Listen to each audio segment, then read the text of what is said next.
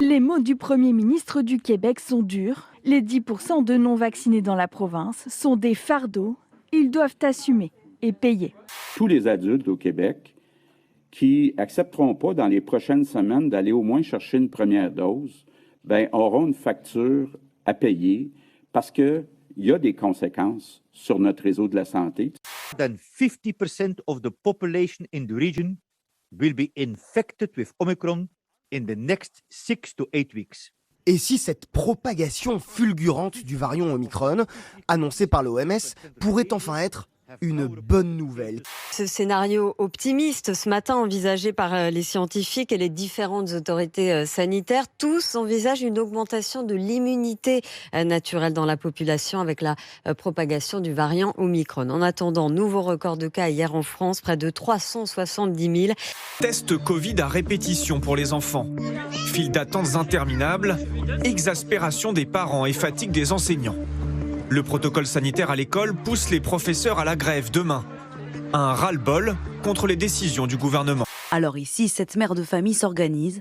Grâce à son activité et au télétravail de son mari, Arthur, 9 ans, pourra rester à la maison avec déjà un programme en tête. Ce que l'on pense est vrai, ça veut dire que la vaccination a favorisé l'augmentation du nombre de Covid.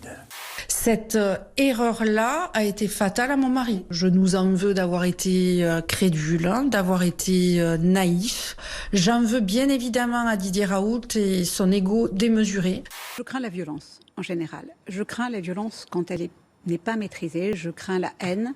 Je crains aussi cette espèce de crescendo permanent parce qu'on va de plus en plus loin. Un candidat Emmanuel Macron qui vient à Nice avec les moyens de l'État, avec les moyens du contribuable, donc en grand équipage, comme on dit, en jet de présidente, etc., pour annoncer un programme présidentiel à horizon 2030.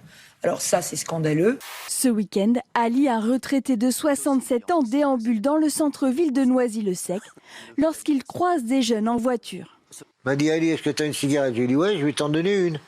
J'ai sorti mon paquet, je voulais sortir une cigarette, il m'a pris la main. Il m'a dit, maintenant, tu vas courir. Que risquent ces responsables, honnêtement? Moi, personnellement, regardant cette vidéo, mais je n'étais pas... Vous pouvez nous assurer qu'ils iront en prison? Mais moi, je ne suis pas ministre de la Justice condamnés et je ne suis pas juge et je ne suis pas procureur de la République. Je respecte la séparation des pouvoirs. Je peux vous assurer qu'ils ont été interpellés.